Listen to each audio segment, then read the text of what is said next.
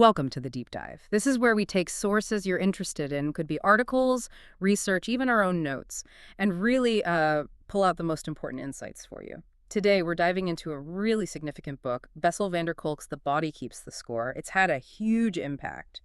Our mission really is to unpack its main idea, this concept that trauma isn't just mental, it's stored deep in the body. We'll look at how that changes everything for healing and, what it means for society too. Expect some surprising facts, maybe some aha moments. The goal is you'll leave feeling informed but not, bogged down. Let's jump right in.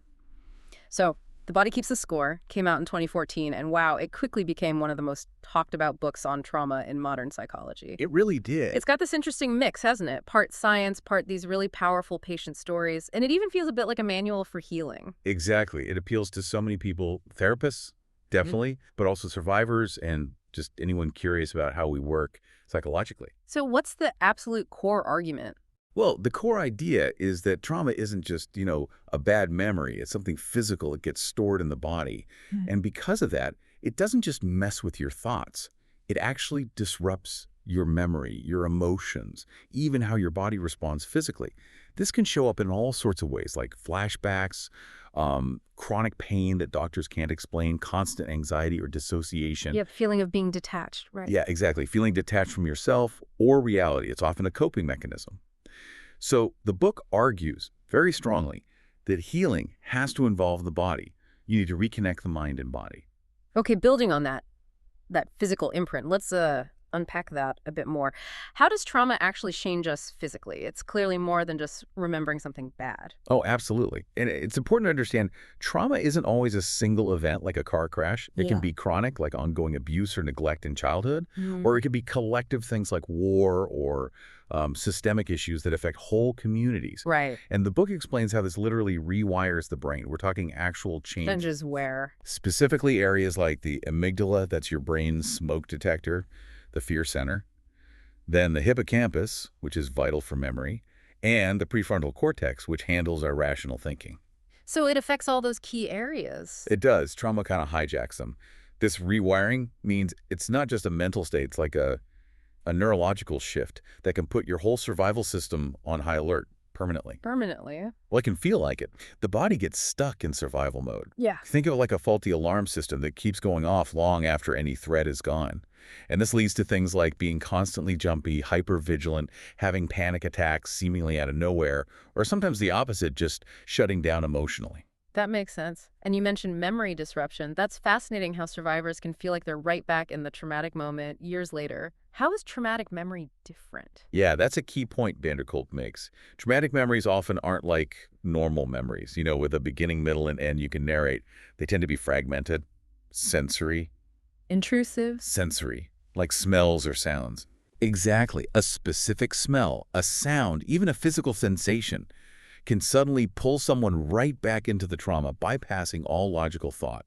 It's like these raw, unprocessed imprints are stored differently, not filed away properly. Wow. So they feel incredibly immediate, like it's happening right now. So if trauma is this deeply embedded physically and neurologically, it starts to make sense why traditional treatments sometimes don't fully work, like just talking about it. Precisely. Talk therapy has its place, absolutely. Yeah. But the book explains its limits with trauma. Why? Because trauma often impacts parts of the brain that words, that rational discussion, just don't easily reach. Like the survival parts of the brain. Exactly. The emotional brain, the survival brain, they operate differently. And medication, while helpful for managing symptoms like anxiety or depression, well, it usually doesn't fix the root cause. It might dampen the alarm, but it doesn't necessarily reset the system. Okay, so this is where it gets really interesting, and it's right there in the title, The Body Keeps the Score. What does that actually mean for healing if the body's holding on to it? It means the body isn't just like collateral damage. It's actively holding a record of the trauma, a visceral record. So if the body keeps the score, healing has to bring the body into the process. You need therapies that let people safely re-experience and reprocess those stuck memories, but in a way that feels controlled and safe now. And the book suggests specific ways to do that? Yes, it introduces several body-focused approaches, things like yoga and mindfulness. These help regulate breathing, calm the nervous system down, and crucially, help someone feel safe in their own body again. Okay. Then there's EMDR, eye movement desensitization and reprocessing. It uses eye movements, among other things, to help the brain process and integrate those fragmented traumatic memories, sort of like filing them away correctly. Right, I've heard of that one. And neurofeedback. That's basically training the brain to regulate itself better, calming those overactive fear circuits, like teaching the brain to find its rhythm again. Also things like theater and creative arts therapies. These can be incredibly powerful for survivors to reclaim their voice, their physical presence, in a safe, expressive way, sometimes helping articulate things words just can't capture. The book talks a lot about childhood trauma, too. How does that early experience shape us long-term, both mentally and physically? It's not just emotional scars, is it? No, not at all. It's much deeper. Kolk stresses how childhood neglect or abuse has profound lifelong impacts. Kids who don't have that safe, secure attachment figure often struggle later with managing their emotions, what we call emotional dysregulation. Big mood swings, maybe. Hard to calm down. Yeah, intense feelings that feel overwhelming. They might also find it really hard to trust people, and they're more vulnerable down the line to things like depression or addiction. And this connects directly to the ACE study, the Adverse Childhood Experiences study. Ah, yes, the ACEs. Right. That study showed a really strong link between the number of adverse experiences in childhood and the risk of major adult health problems. Heart disease, autoimmune disorders, you name it. It really underscores the physical toll. Which brings up a bigger point. Is trauma just about individuals, or is it larger than that, a societal thing? The book argues strongly that it's a major public health issue. Yeah. Absolutely. Think about communities dealing with chronic poverty or systemic racism or ongoing violence. That creates what Kolk terms collective trauma. And that gets passed down. It can, yes. Oh, It perpetuates cycles of dysfunction. yeah. So he really advocates for what are called trauma-informed systems, Me. meaning schools, prisons, healthcare, all sorts of institutions needing to understand the impact of trauma and adjust how they operate to be more supportive and less likely to re-traumatize people. It's a call to look at suffering differently, moving beyond just individual problems to community-level healing. It's such a paradigm shift. But like any big work, it probably has its critics or points of discussion. What makes this book so groundbreaking, though? Why should you, our listener, really pay attention to these ideas? Well, I think a huge part of it is how it fundamentally challenges that old Western idea of the mind and body being separate. Right, the Cartesian split. Exactly. Medicine often treated them as distinct, but Kolk uses neuroscience to show they're completely intertwined. Trauma causes measurable physical changes in the brain and nervous system. So you have to address both for real healing. And philosophically, it pushes back against cultural ideas about just being tough or suppressing pain. Get over it, yeah. Right.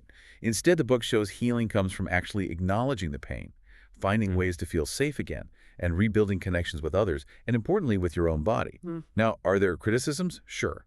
Some find the neuroscience sections a bit dense. Okay. Others feel it perhaps overemphasizes alternative therapies compared to, say, more traditional ones. And maybe a few of the personal stories feel a bit similar after a while. Fair enough. But despite that, its strengths are really significant. It's incredibly comprehensive. It's filled with empathy, especially in the patient narratives. And it offers practical paths forward. I think the biggest impact is how it shifted the fundamental question from what's wrong with you to what happened to you. That changes everything. That's powerful. It really is. It's become a must-read for anyone interested in mental health, how the brain works, or the process of healing. So as you finish listening today, maybe mull this over, how might understanding this idea that the body keeps the score, how might that change the way you think about your own struggles? Or even how you look at bigger societal problems and what the solutions might be? Yeah, it's definitely food for thought. We really encourage you to keep exploring these ideas if they resonate. Thank you so much for joining us for this deep dive. If you found this valuable, please do like, share, and subscribe. We'll see you next time.